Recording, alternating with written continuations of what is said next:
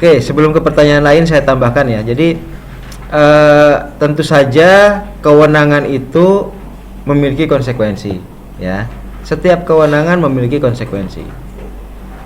Jadi kewenangan dalam otonomi daerah di mana bupati dan wali kota diserahkan tugas dan wewenang untuk mengurus daerahnya sendiri, ya, dengan diberi anggaran belanja negara dari APBN, kemudian dari dari penghasilan daerah juga ada gitu ya.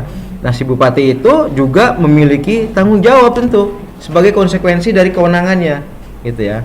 Tanggung jawab untuk mengelola dana itu seefektif mungkin, seefisien mungkin gitu ya.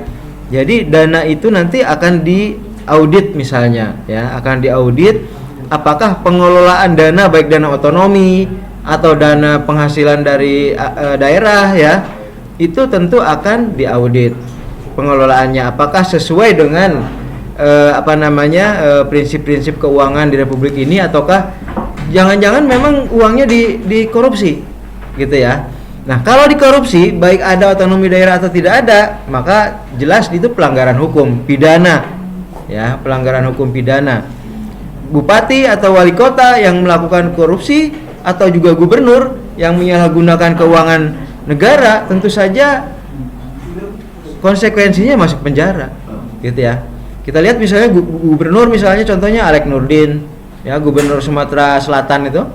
Kemarin saya ke Palembang, saya melihat masjidnya itu masih baru dicor gitu loh. Nah, itu karena memang dananya dikorupsi sama Alek Nurdin itu ya. Padahal seharusnya sudah selesai masjid yang megah itu gitu.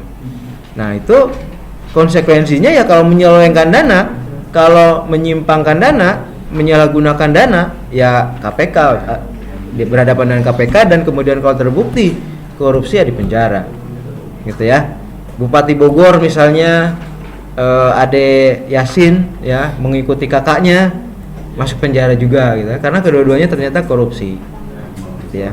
Jadi setiap penyalahgunaan dana tentu konsekuensinya adalah penjara gitu ya.